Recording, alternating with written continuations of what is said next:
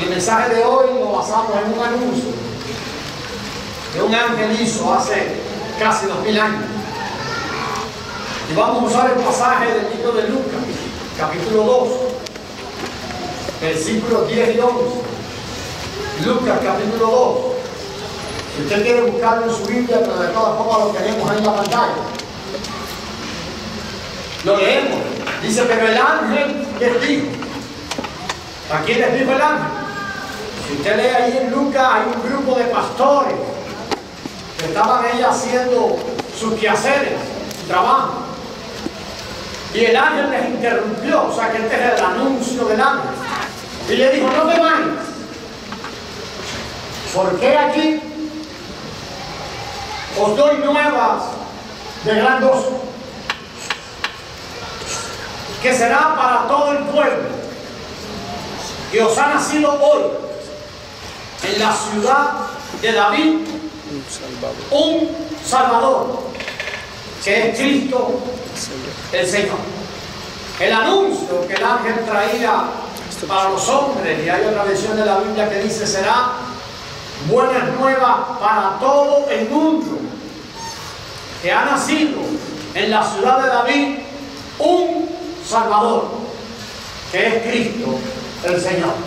Ha nacido en la ciudad de David un Salvador, pero que también es el Señor. Y vamos a profundizar un poquito en estas cosas. La más grande necesidad del hombre es entender esta buena noticia, porque el hombre necesita ser salvo. Son buenas noticias porque es la más grande necesidad que el ser humano tiene. Yo creo que usted está pasando alguna necesidad, yo creo que todos tenemos alguna necesidad, pero la más grande necesidad que los seres humanos tenemos es hacer nuestro ese Salvador. Muchos no se dan cuenta que necesitan un Salvador. Otros no entienden que necesitan ser salvos o de qué necesitan ser salvos. Lo que vamos a tratar de hoy es explicar un poco sobre esto.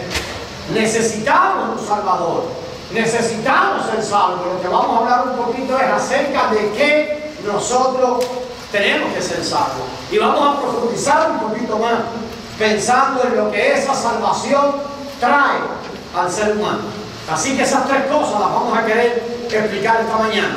¿Por qué podemos decir que nosotros necesitamos un Salvador? ¿Qué necesitamos? ¿Qué significa ser salvos? ¿Salvos de qué?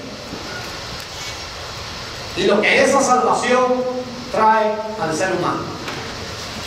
Allí en el mismo libro de Juan, si usted se concentra en el Evangelio de Juan, todo lo que vamos a leer está allí.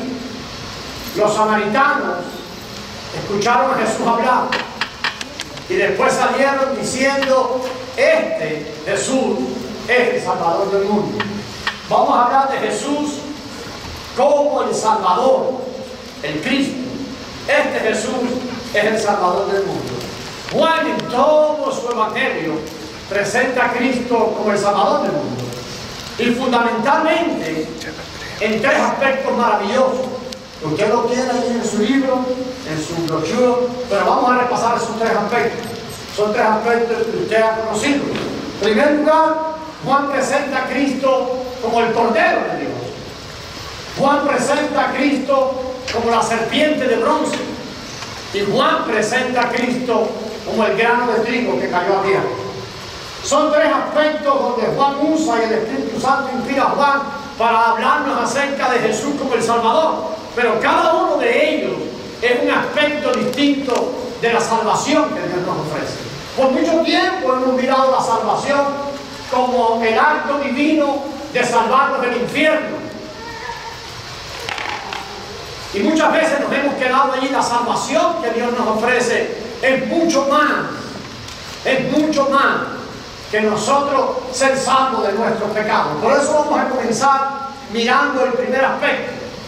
Y al revisarlos todos, vamos a entender entonces qué clase de Salvador es Jesucristo y las repercusiones de esa salvación. Si usted ya tiene esa salvación, a lo mejor no ha pensado en las repercusiones de esa salvación.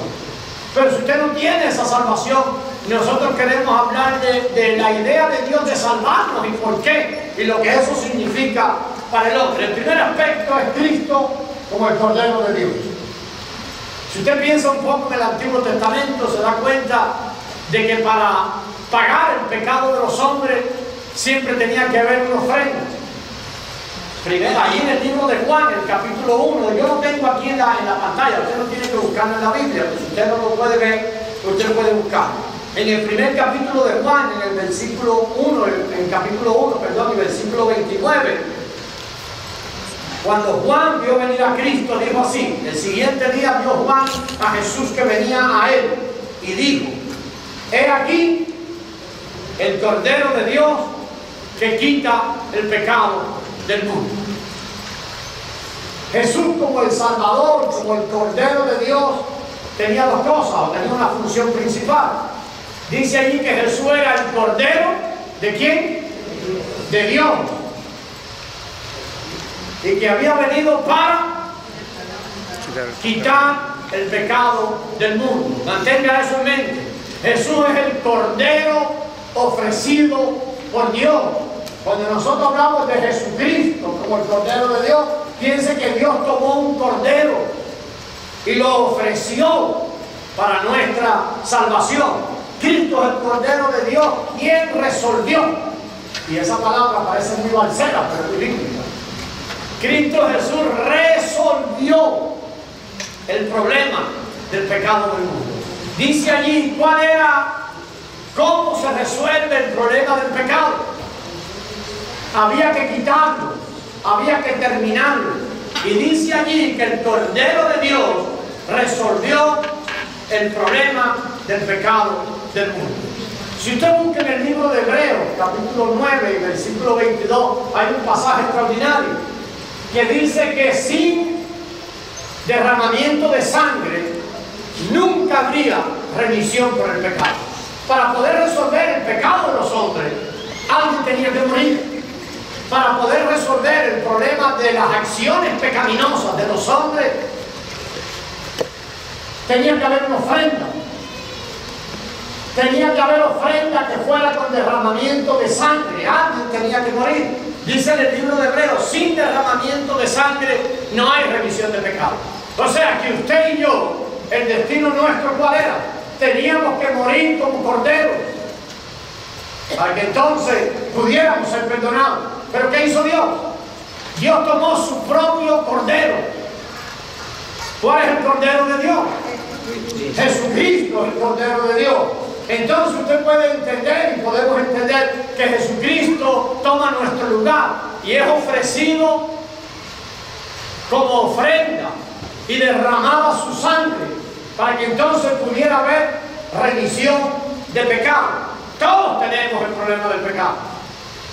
Basta que usted lea el periódico esta mañana. Basta que usted piense en usted mismo. Basta que usted mire las noticias para que usted vea cuán palpable es a diario la condición degradada del hombre. Si usted es honesto, si usted puede pensar en usted mismo y las cosas que usted desea, las cosas que a usted se le ocurren, las cosas que vienen a su mente, lo egoísta que somos, usted puede entender la degradación del ser humano. Todos tenemos el problema del pecado. Exteriormente tal vez seamos muy finos. Exteriormente tal vez seamos muy educados o muy agradables. Pero nuestro interior es impuro e injusto. Y eso es para usted también. Yo creo que ahí comienza a resolverse nuestro problema del pecado. Cuando delante de Dios, y solo esto lo podemos hacer cuando el Espíritu Santo de Dios nos visita y nos convence de eso. Necesitamos ser convencidos de nuestra condición pecaminosa. Necesitamos que el Espíritu Santo nos convenza. Pablo cita el lamento del rey David. Pablo, muchos años después, está escribiendo allá a los romanos. Si usted quiere buscar ese texto, lo puede buscar. Capítulo 3, versículos 10 y 12. Pablo cita el lamento del rey David en cuanto a la condición pecaminosa del hombre. Y el rey David, que es lo que Pablo cita después, dice así: no hay justo ni aún uno. Si usted por ahí le queda en su mente de que usted es una persona buena, si por ahí queda en su mente o en su corazón que usted es una persona justa, si por ahí queda en su mente o en su corazón que usted ha sido una persona que siempre ha hecho lo correcto delante de Dios, usted dice lo que la Biblia no dice de usted mismo. La Biblia dice: no hay justo ni aun uno. No hay quien busque a Dios. A lo mejor por mucho tiempo usted ha creído que usted busca a Dios. Yo hablo con muchas personas todos los días y oigo esto de las personas. No, porque yo siempre desde niño yo he buscado a Dios. Escuche esto: no hay justo ni aun uno. No hay quien busque a Dios. No lo hay. Eso es lo que dice allí. Y Pablo cita el lamento que el rey David había tenido 2000 años antes. El rey David, inspirado por el Espíritu Santo y en una palabra profética, habla de los seres humanos. Y está diciendo: el ser humano no busca a Dios. El ser humano jamás buscará a Dios. Por eso tenemos que entender, y aún más entendemos, la gracia de Dios. Es Dios el que le sale al paso al ser humano. Usted no está aquí, ninguno de ustedes, y hablo especialmente a nuestros visitantes. Ustedes no están aquí porque ustedes querían venir. No. Ustedes están aquí como un regalo de la gracia de Dios. Es Dios. Es Dios.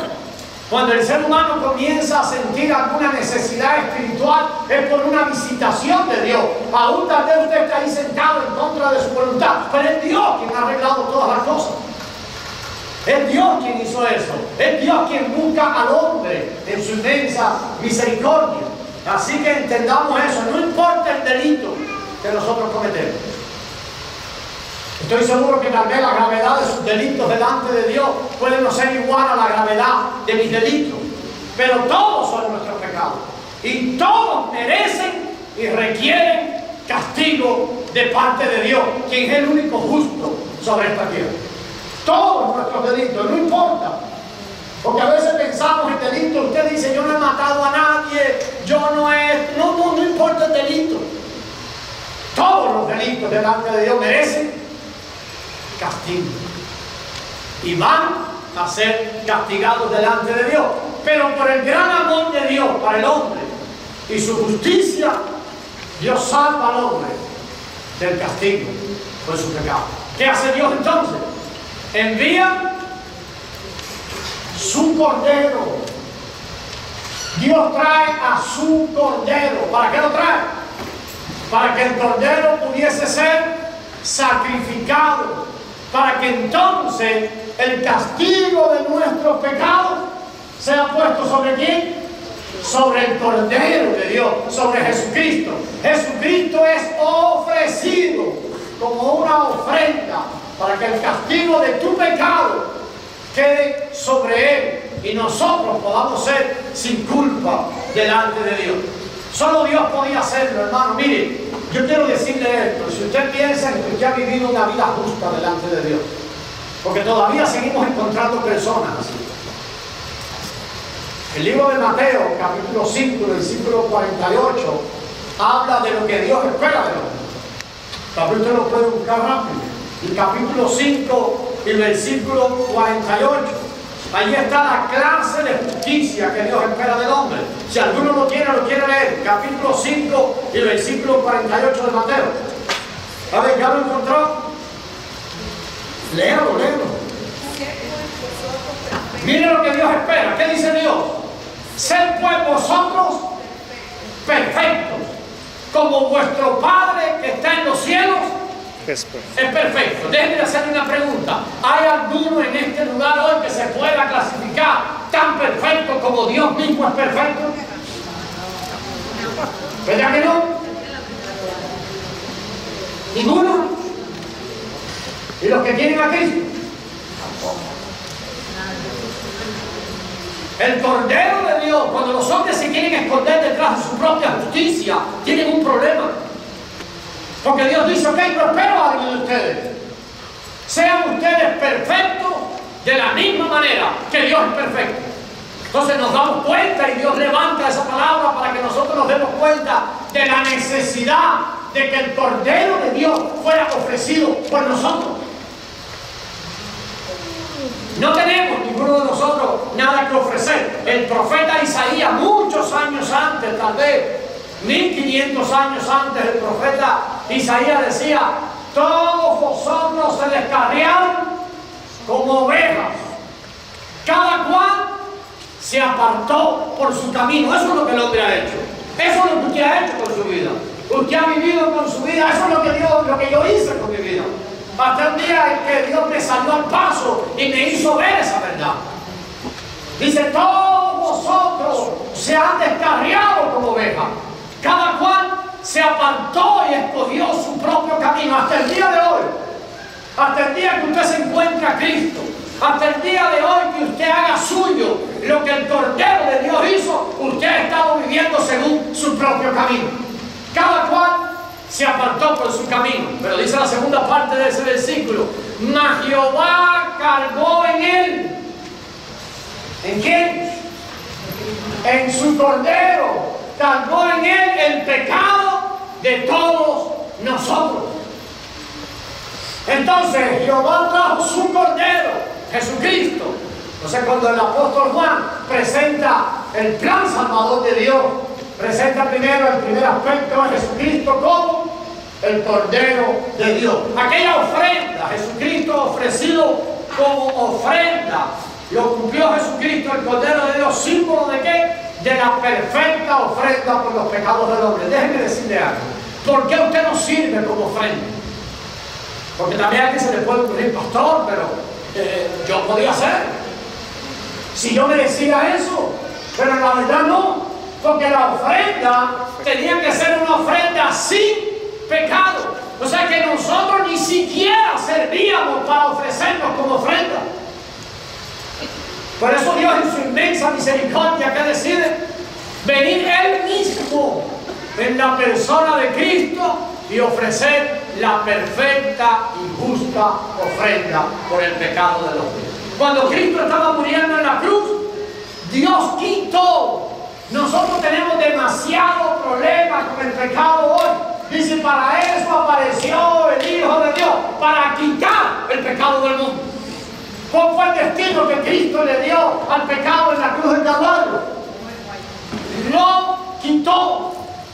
Lo quitó. Cuando estaba muriendo en la cruz del Calvario, el pecado y la culpa del pecado que era sobre nosotros, todo fue trasladado sobre Jesucristo. Por eso el primer aspecto de la salvación, Cristo como el Cordero de Dios, en nosotros hemos sido librados del poder del pecado. Porque todo el pecado y la culpa del pecado fue puesta sobre Jesucristo, el Cordero de Dios. Dios echa fuera el pecado y paga nuestra deuda. ¿Cuánto le debe usted a Dios? Si usted aún no ha entregado su corazón a Cristo, la deuda suya tiene que ser pagada. Pero tiene que saber que alguien la pagó por usted. Por eso es que usted necesita a Cristo en su corazón, porque Él pagó la deuda por usted. Pero las que ya han recibido a Cristo como su Salvador, yo quiero decirle eso: usted no le debe nada a Dios. Dios está totalmente satisfecho por el pago de Cristo, por la ofrenda ofrecida por el Cordero de Dios. Ese es el primer aspecto de la salvación. ¿De qué necesitamos ser salvos? Del poder del pecado. ¿De qué necesitamos ser salvos? De nuestros pecados, de las acciones pecaminosas que hemos cometido, porque no cumplimos la justicia divina. Porque ya leímos que la justicia divina era: sean ustedes perfectos como mi Padre es perfecto. Y todos nos quedamos cortos delante a esas exigencias. El segundo aspecto que toca el apóstol Juan para hablarnos del aspecto de la salvación es la serpiente de bronce. Cuando Juan está escribiendo esto, Juan tiene en mente un hecho del Antiguo Testamento. Ahorita lo vamos a relatar. Pero es importante que entendamos esto, hermanos queridos. Miren, amigos, las acciones terribles que las personas hacemos no son solo deslices de personas buenas. A ver, voy a ir más profundo en esto. Tal vez usted se cree una persona buena, o usted se ha creído una persona buena. Oh, pastor, yo siempre he sido un buen esposo. Hablo a los hombres. Pastor, mire que yo he ayudado a las personas. Tal vez una mujer dice, mire qué buena hija yo he sido. Yo he sido siempre una buena mamá. Póngase esto en su corazón. Los deslices que nosotros cometemos, vamos a llamarlos, los pecados que nosotros hemos cometido, no son solo deslices de personas buenas, no. No son solo deslices, son el producto de una naturaleza corrompida, que es la que nosotros tenemos. Yo no sé cómo les suena escuchar esto, pero ya leímos hace un rato cómo se quejaba el salmista y lamentaba el salmista diciendo, no hay justo ni aún uno. Pero muchos de nosotros los creemos personas buenas. Yo creo que la primera razón por la que Dios le ha traído a usted aquí hoy es para recordarle, número uno, que sus pecados merecen un castigo. Y que por el amor de Dios y la justicia de Dios, Él ofreció al Cordero para que todo el castigo fuera puesto sobre el Cordero y nosotros fuéramos sin culpa delante de Dios. Pero la segunda razón es esta. Nosotros necesitamos que hay algo, entender que hay algo corrupto en el hombre. Hay algo muy corrupto en nosotros. Miren, ninguno de nosotros va a entender esto si el Espíritu Santo no abre sus ojos y se los revela. A lo mejor usted se molesta conmigo. A lo mejor usted lo que sale de aquí molesto. Pero escuche esto. Esta es la verdad de lo que la Biblia dice.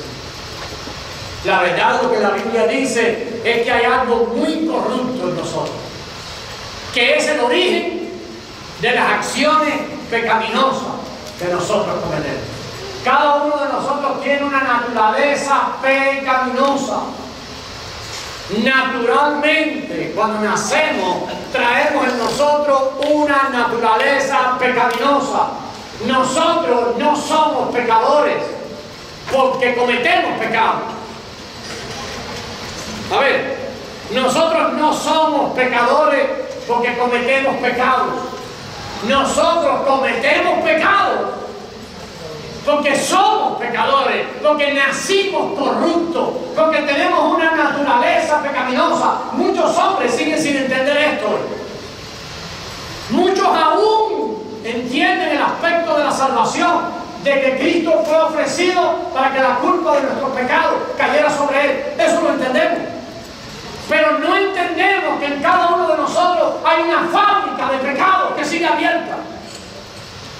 Y una vez que le hemos pedido perdón a Dios y entendemos que la culpa de nuestros pecados ha caído sobre Dios, pero aún seguimos cometiendo pecados y seguimos cometiendo pecados y no entendemos lo que nos pasa. Lo que nos pasa es que dentro de cada uno de nosotros hay una fábrica de pecados. Nosotros somos la fábrica de pecados. Y esa fábrica de pecados, la única manera que usted deje de pecar, ¿sabe cuál sería? Que la fábrica sea cerrada. ¿Qué quiere decir eso? ¿Cómo hacemos para parar la fábrica de pecados que es usted? ¿Cómo hizo Dios con eso? Juan lo mira como la serpiente de bronce. Hablando de este aspecto de la salvación, Juan habla de la serpiente de bronce. Y Juan está hablando de un evento que sucedió muchos años antes. El pueblo de Dios había pecado. Y Dios había enviado serpientes que mordieran al pueblo y los mataran. Siga la historia. Está en el libro de Números. Ahorita le voy a dar el pasaje, usted lo puede anotar y después lo lee en su casa.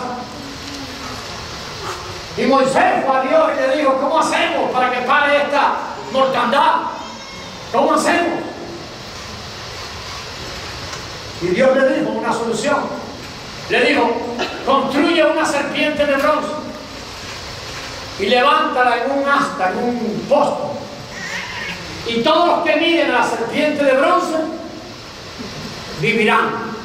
Y esa será la manera en que pare la mortandad producto del pecado del hombre. Las mordeduras de serpiente solo pararán cuando el pueblo mire la serpiente de bronce que tú levantas. Y esto es lo que el apóstol tiene en mente. Nuestras acciones pecaminosas, recuerde esto, son solo los síntomas de un problema más grande. Imagínense que usted tiene un problema en el estómago. Y cada vez que usted va al médico le da solo un antiácido. Y pasan 6 meses. Y el médico solo le sigue dando antiácido. Y pasa un año y el médico solo le sigue dando antiácido. Cuando hagan un scan, ¿sabe lo que van a descubrir? Que usted lo que tenía era un cáncer en el estómago. Pero ¿qué hubiera pasado si desde el primer momento, a veces nosotros nos ponemos bravos con el médico que nos manda un examen, nos manda acá? El ser humano tiene que entender. Yo creo que la revelación más grande que el ser humano sigue necesitando hoy es entender el estado pecaminoso de su naturaleza. Nosotros nacimos con una naturaleza corrupta, que al pasar los años no se pone más buena, se pone más corrupta, y que al pasar los años es indomable, y al pasar los años es más educada, pero más corrupta, y al pasar los años es más fina, y al pasar los años es más tecnológica, pero al pasar los años usted ve que es más y más y más y más corrupta. Hay una sola manera de acabar con la naturaleza corrupta del hombre. Lo que Juan tiene en mente que es, tienen que mirar a la serpiente. Y si ustedes no entienden esto, es un poco raro, porque la serpiente es síntoma de quién o es símbolo de quién, del enemigo. Pero lo que está diciéndonos el Señor es esto: necesitamos ser salvos no solo de nuestros hechos pecaminosos. Llévese esto profundamente en su corazón, que Dios pueda abrir nuestros ojos y entendamos esto. No solo necesitamos ser salvos de los hechos pecaminosos que hemos cometido, que son una larga lista. Suponga que usted tiene 50 años. Solo 50 años. ¿Qué le parece si yo le digo que usted ha pecado 10 veces al día? ¿Es mucho? ¿Es poco? Pero vamos a hacer flojo, vamos a ponerle 3 pecados al día. ¿Cuántos pecados son en 50 años? ¿Habrá algún juez que usted lo absorba, sería la palabra? ¿Lo absorba? Absuelva. Bueno, habrá algún juez que le quite la condena. Si usted llega allí y le diga: mire, señor juez, yo solo he cometido 3 infracciones al día durante 50 años. Por favor, denme una oportunidad. Habrá algún juez que se atreva a quitarle la condena. ¿Cuánto es 3 por 50? 150. Pero decíamos que era al día. Al día. Nosotros queremos creer que Dios hará eso con nosotros. No, Dios lo hizo. Él dijo que yo no voy a hacer eso. Yo lo que voy a hacer es que voy a ir yo como el Cordero de Dios, y sobre mi hijo voy a poner la culpa de nuestros pecados, de tus pecados, absuelto ya. Pero mi hijo va a cargar con la culpa. Alguien tiene que pagar con la culpa, porque la justicia mía tiene que cumplirse. Dios había dicho muchos años antes: el alma que pecare, esa morirá. Eso es lo que Dios había dicho. Tenía que cumplirse lo que Dios había dicho. Entonces está bien, Él sacrifica al hijo. Pero nosotros no solo necesitamos ser salvos de los hechos pecaminosos, sino de lo que somos. Se necesita clausurar la fábrica de pecado. 54,000, sacó la cuenta mi hermana a mí. Imagínense delante del juez: solo tengo 54,600 tickets, señor juez. Perdóneme, no puedo hacerlo. Mis hermanos, ¿qué hizo Dios para cerrar la fábrica de pecado? Cuando la ley seca en Estados Unidos, el gran problema de Estados Unidos, ¿cuál fue? Que el licor empezó a venir ¿de dónde? Usted sabe la historia de la mafia y toda esa historia. Que empezaron a traer el licor ¿de dónde? De Europa. Empezaron a traerlo. ¿Por qué? Porque Estados Unidos clausuró todas las fábricas de licor del país. Necesitamos que la fábrica de pecado nuestra sea cerrada. ¿Qué hizo Jesús? Ahí por eso el aspecto de la salvación tiene que ver con la serpiente de bronce. Digo, todos, como en aquella oportunidad, levantan la serpiente de bronce. Levántala. Tenemos entonces, hermanos, que entender que nuestra naturaleza pecaminosa, la que genera los pecados, en Juan 3, mire, lo voy a leer de ahí directamente. Dice, y como Moisés, tiene en mente aquello, levantó la serpiente en el desierto, así es necesario que ahora, como Moisés, levantó aquella serpiente en el desierto y todos los que miraron la serpiente fueron salvos. Ahora, el Hijo del Hombre, ¿quién es el Hijo del Hombre? Jesucristo, el Cordero de Dios. Ahora es necesario que Jesucristo sea levantado. ¿Dónde murió Cristo?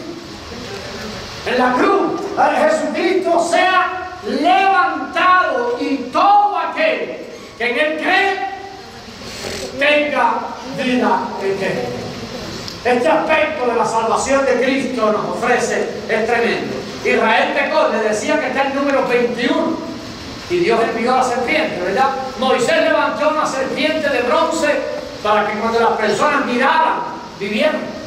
Jesucristo es levantado en la cruz para que todos los que miremos a la cruz y creamos en la obra de Cristo, en la cruz del Calvario, también podamos vivir. Esto tipifica a Cristo como Salvador. Cuando Cristo está siendo levantado, los envenenados, todos los que la serpiente ha picado. ¿Por qué tenemos una naturaleza corrupta? Porque por la rebeldía de Satanás, que fue echado del cielo, y por el pecado del hombre, nuestra naturaleza está corrupta. Todos nosotros nacemos con una naturaleza corrupta. Todos los que tenemos niños, hemos tenido hijos, los que están teniendo, saben cuán corruptos son los niños chiquitos. Ay, pastor, no diga eso, no diga eso. Yo tengo un nieto que las planea todas. Pero yo no le he enseñado eso. Yo tengo un nieto que solo piensa en él.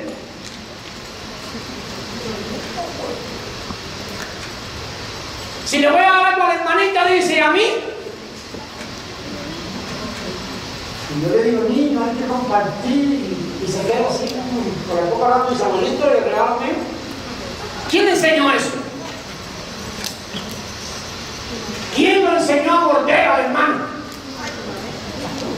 ¿O acaso no recibió usted quejas en la escuela cuando su niño iba y llamaba el pelo a otro? ¿Usted qué le enseñaba en la casa? No, niño, esas cosas no se hacen, hay que compartir. Pero hay algo corrupto en el niño. Constantemente lo reta a usted. Usted dice, hay que dormir, ¿y qué hacer? Y resiste y ahí manipula.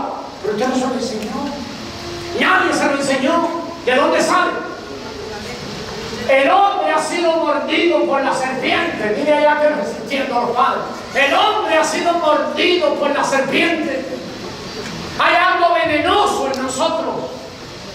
Por eso la serpiente de bronce dice allí, mire, los envenenados por la naturaleza de la serpiente, se lo puse en amarillo. ¿Qué tienen que hacer? Han de mirar a la serpiente sin naturaleza de pecado. Jesucristo es puesto en la cruz del Calvario como el antídoto de esa naturaleza pecaminosa que nosotros tenemos. Si tipificaba aquella serpiente en el mismo momento, cuando Jesucristo está siendo levantado en la cruz, está siendo levantado a favor, para que todos los que han sido picados por la serpiente, todos los que llevan esa naturaleza corrupta adentro, cuando hagan a Cristo su Señor, la naturaleza corrupta terminará para siempre. Entonces hay un efecto secundario de la salvación. Cuando creemos en Él y lo que Él ha hecho, vivimos. Ahora podemos decir que tenemos vida eterna. ¿Qué quiere decir? Hay una vida que ha sido puesta en nosotros. No, la vida que ha sido puesta en nosotros es la que es para siempre. La vida tuya, ¿qué pasó con ella? Termina en la cruz. Porque no puedes seguir viviendo tu naturaleza pecaminosa. Porque tu naturaleza pecaminosa tuya está corrupta. Está mordida de origen por la serpiente. Por eso es que todos los hombres, hermanos y amigos, entendemos que necesitamos un cambio. Por años hemos querido traer ese cambio solo de afuera.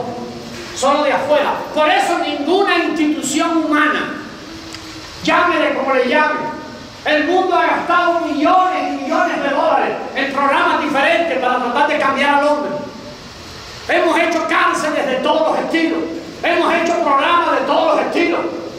Hemos hecho programas para liberar personas de droga, para liberar personas del alcohol, para liberar personas de delitos sexuales, para liberar personas de cuánta cosa se nos ha ocurrido. ¿Cuál es el resultado de todos esos programas? Nunca han servido. Nunca van a servir. Porque ninguno de esos programas cambia la naturaleza corrupta del hombre. El hombre solo es más refinado, pero bien corrompido internamente. Y en cualquier momento esa naturaleza corrupta que hace, vuelve a tomar lugar. Vuelve a tomar lugar. Vuelve a tomar lugar. Cristo entonces hace eso. Él nos salva de esa naturaleza pecaminosa de una manera muy sencilla. Romanos 6:6 dice así: cuando Cristo estaba siendo levantado en la cruz, cada uno de nosotros estaba siendo puesto allí. Cuando Él murió en la cruz, nuestra naturaleza corrupta y pecaminosa también estaba muriendo en la cruz. Entonces Cristo, como el Cordero de Dios, se ofrece por nuestros actos pecaminosos. Pero Cristo, como la serpiente de bronce, es levantado para acabar con lo que somos. La salvación es más profunda de lo que muchas veces pensamos. La salvación es lo que el hombre necesita. Porque nosotros necesitamos terminar con los delitos, los hechos pecaminosos que cometemos. Pero también necesitamos que nuestra naturaleza interior pueda ser cambiada y terminada. Y eso sucedió cuando Cristo es levantado en la cruz del Calvario. El tercer aspecto de la salvación está allí en Juan también, capítulo 12. Hemos mirado Juan capítulo 1, Juan capítulo 5, y lo vamos a mirar en el grano de trigo. En Juan 12, 23 y 24 leemos así. No tienen que buscarlo. Ha llegado la hora para que el Hijo del Hombre sea glorificado. Este es Jesús hablando. De cierto os digo, que si el grano de trigo no cae a tierra y muere, queda solo. Pero si muere, lleva mucho fruto. ¿De quién está hablando aquí? Dice del Hijo del Hombre. Jesucristo tenía que pasar una cosa con él. Lo compara Juan con un grano de trigo. Ha llegado la hora de que el Hijo del Hombre sea glorificado. Dice que si el grano de trigo, que es el Hijo del Hombre, no cae en la tierra y muere, queda solo. Pero si muere, lleva mucho fruto. Cristo es ese grano de trigo que cayó en la tierra. Pero el grano de trigo no quedó solo, sino que murió. ¿Y qué pasó con el grano de trigo? Produjo muchos granos de trigo, porque no solo murió, sino que resucitó. Y ahora el grano de trigo que cayó en la tierra se convirtió en los muchos granos de trigo. En su resurrección llevó mucho fruto. ¿Cómo lleva Cristo ese fruto? Cuando Cristo, el Cordero de Dios, y la serpiente de bronce trata con el pecado, pero como grano de trigo nos salva al llevarnos a la esfera de la vida divina. Miren, tres cosas tenían que ocurrir en la salvación plena que Dios ofrece. Número uno, nuestros hechos pecaminosos necesitaban ser perdonados. Amén. La manera en que eso se resolvió fue muy fácil.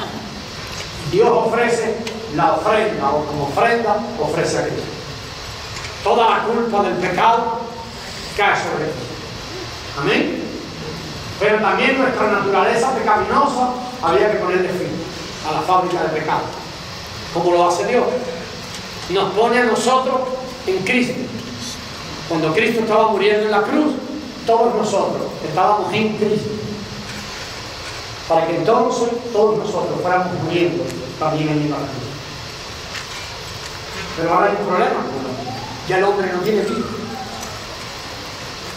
Porque si la vida suya fue puesta con Cristo en la cruz, ¿qué necesitábamos ahora nosotros? Una vida nueva. Para que no volviéramos y no podamos volver a lo mismo de antes. Ahora en nosotros el grano de trigo se nos imparte como vida. La vida resucitada de Cristo nos es impartida en la salvación. Y este es el tercer aspecto de la salvación.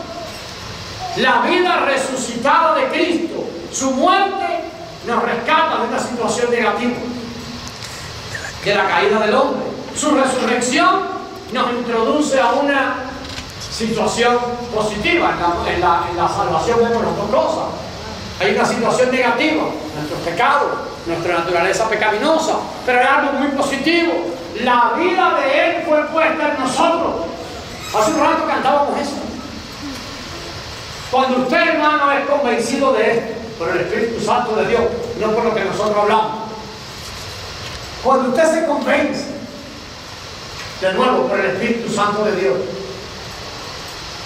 que no hay futuro para su vida por los pecados cometidos suyos. Sí hay un futuro. Vivir separado de Dios por la eternidad. Cuando usted se convence, o el Espíritu Santo le convence de que hay una naturaleza corrupta en usted que tiene que terminar y que Dios ya ha hecho provisión para que esa naturaleza termine. Y cuando usted se convence por el Espíritu Santo de Dios de que necesita una vida nueva en usted, y que también por la resurrección de Cristo Dios ha hecho provisión. Los que creemos en eso e invitamos a Cristo a venir a nuestros corazones convencidos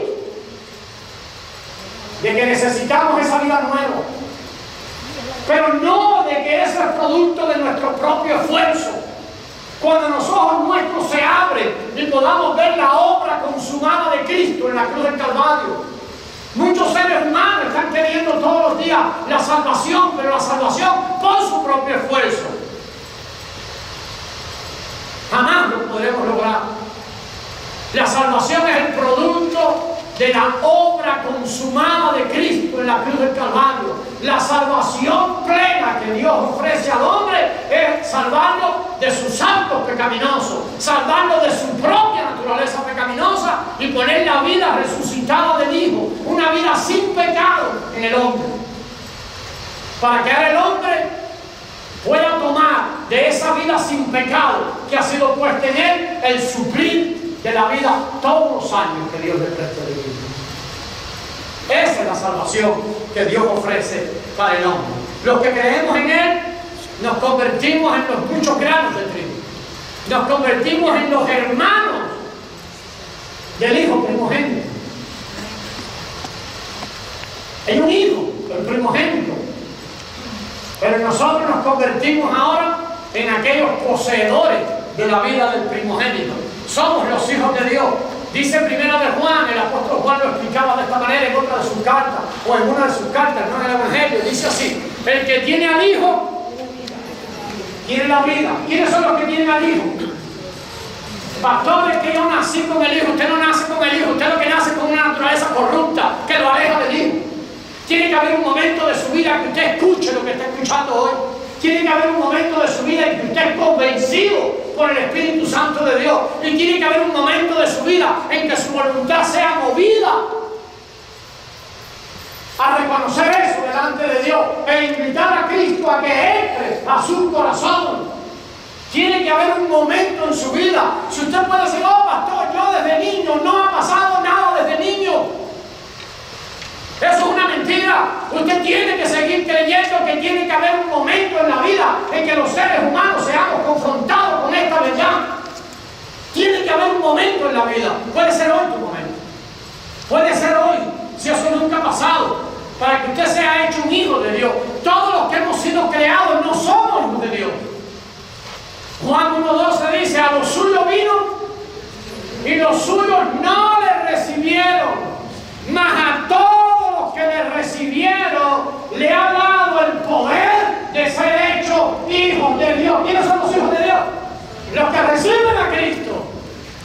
Pero pastor, voy a recibir a Cristo porque como me invitó a Elena, si yo estoy aquí voy a recibir a Cristo. A mí me invitó Francia. Eso no sirve de nada. He visto 30 años pasar esto. Hace 30 años lo estoy viendo. 30 años estoy viendo. No, eso no sirve. Los hijos de Dios no nacen de voluntad de varón. No nacen de voluntad de la carne. Los hijos de Dios nacen de Dios mismo. Es Dios quien por su Espíritu Santo empieza a crear una convicción dentro de nosotros. Empieza a asfixiarnos.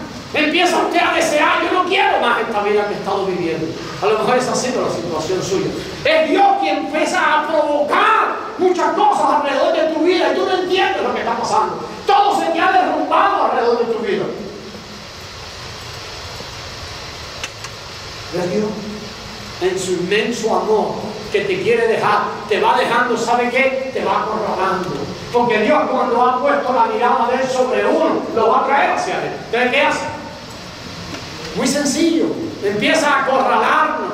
Usted estaba acostumbrado a vivir a manga por hombro, a vivir según su propia voluntad. Y Dios dice, se acabó. Llegó el día en que te voy a traer hacia mí. Normalmente nosotros no entendemos por la buena. ¿Sabe lo que empieza a hacer Dios, Rey? Empieza a acabar con todo lo que está alrededor de nosotros.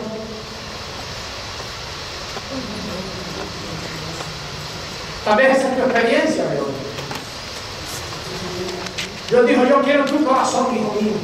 Te está diciendo, hijo mío, dame tu corazón, dámelo. Mire, cada uno de los que está aquí ha venido de Él. Yo le doy gracias a Dios por lo que hizo en mi vida. Si no, yo nunca hubiera venido al Señor. Por años corrí lejos de Él, hasta que el día dijo, se acabó. Me tuvo que sacar de mi país, me llevó a otro país, viví en San José, Costa Rica, me acorraló hasta el día en que mis ojos fueron abiertos a esta verdad. Dios está listo y haciendo eso todos los días. Dios está listo, amados hermanos. Llegamos a ser hijos de Dios no solo por la declaración de Dios. Si Él dice así, su palabra dice, el que tiene al Hijo tiene la vida, los que me reciben tienen al Hijo y tienen la vida, sino también porque hemos recibido la vida al creer. Cuando usted cree en Dios, la misma vida de Dios es puesta en usted. ¿Se acuerdan lo que dice Mateo 5:48? Ser santo como vuestro Padre que está en los cielos es santo. Dijimos que ninguno de nosotros puede cumplir eso, ¿verdad que no? Pero ahora como el Hijo viene a vivir a nosotros, ¿qué es lo que Dios mira? La santidad del Hijo. Entonces el corazón de Dios está lleno de agrado cuando Él puede hacer eso. Todos los que creen en Cristo son hijos de Dios, en vida y en naturaleza. Nuestra naturaleza es cambiada. La naturaleza pecaminosa es echada afuera y es puesto en nosotros la vida divina, la naturaleza de Dios. Todos los que se arrepienten de sus pecados y crean en Cristo recibirán esta salvación plena. Que es una salvación del pecado, que es una salvación del castigo por el pecado, que nos introduce en el disfrute de la vida eterna. ¿Qué vida es la que Dios viene a poner en nosotros? Cuando nosotros le recibimos a Él, es la misma vida de Dios. Dios se muda al corazón de nosotros. Por eso es que no podemos seguir pensando en cambios provocados por el hombre. Miren, el hombre nunca cambia. A ver, Dios no quiere cambiarlo a usted. Déjeme que usted se enfrente a esta verdad. Dios no quiere cambiarlo a usted. Dios quiere matarlo. Baby, Dios no le interesa cambiarte. Dios le interesa matar tu vieja naturaleza y poner la naturaleza de su Hijo en ti. Para que entonces cada uno de nosotros pueda vivir conforme al Hijo. Lo único que satisface el corazón de Dios es la vida del Hijo. Entonces, Dios nos lleva a ser sus hijos en naturaleza, pero Dios quiere y desea que cada uno de nosotros seamos sus hijos en expresión también. Lo que está pasando con el pueblo de Dios y el mundo es que el mundo no está viendo la expresión de Dios en la vida de sus hijos. Hay mucha gente que dice, sí, yo he recibido a Cristo, pero escúcheme esto. Tiene que verse la expresión de la vida del Hijo en nosotros. La salvación de Dios por medio de Cristo hace de pecadores hijos de Dios. Porque la vida del Hijo es puesta en el pecador. Y ya no pecador jamás. Ya en adelante, hijo de Dios. Al disfrutar de su vida y participar de su naturaleza, es que nosotros somos transformados. Nosotros no somos transformados por nada que nosotros podamos hacer.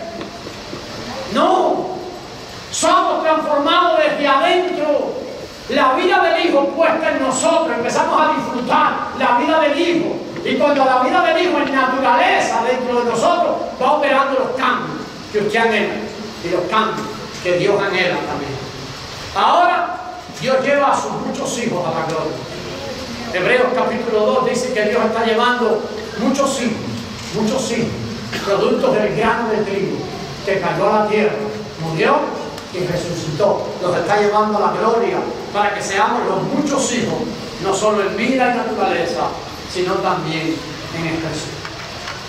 Ese es el mensaje de la salvación. Esa es la salvación que Dios ofrece para nosotros. Esa es la salvación que Dios ofrece para usted. Esa es la manera que Dios tiene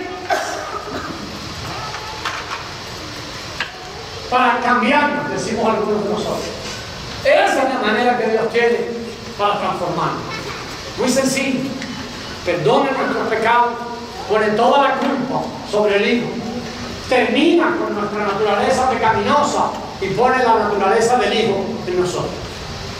Para que ahora, caminando en comunión con el Hijo, podamos nosotros vivir expresando constantemente la vida de Dios. Ahí es como va a venir la transformación en el hombre. Ahí es como va a venir en el hombre lo que tanto el hombre necesita. Muchos de nosotros a veces no entendemos por qué todo alrededor de nosotros se ha puesto tan oscuro. Yo puedo testificar que hace más de casi 30 años comenzó el Señor a obrar alrededor de mi vida. Todo lo que a mí me parecía bueno, Dios lo quitó. Con una sola cosa. Para una sola cosa. Para salvarnos. Nosotros necesitamos abrir el corazón. Porque he escuchado las buenas nuevas de salvación. Este fue el anuncio que los ángeles dieron a los pastores. Os ha nacido hoy en la ciudad de David un Salvador, que es Cristo, el Señor. Un Salvador que se ofreció por nosotros. Un Salvador que viene a ser nuestra vida. Un Salvador que viene a nosotros